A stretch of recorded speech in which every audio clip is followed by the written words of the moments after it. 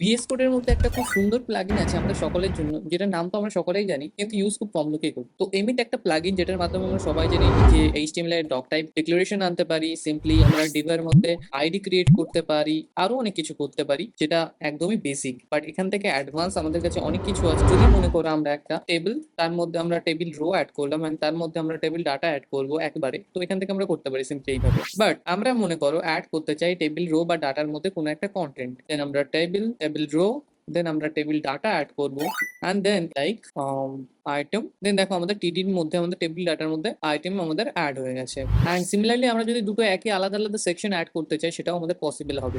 যদি আমরা এখানে সিম্পলি রাইট করি দেন দেখো চলে এসে এখানে আমাদের টেবিলের মধ্যে table row, table data and ডিভের মধ্যে আইএমজি ট্যাগ চলে এসছে। তো এরকম আরো অনেক শর্টকাট আছে ভিএস কোডের মতো, তো তার জন্য সেগুলো দেখার জন্য ভিএস কোডের সিরিজটাকে ফলো করো অবশ্যই। Thanks for watching this video.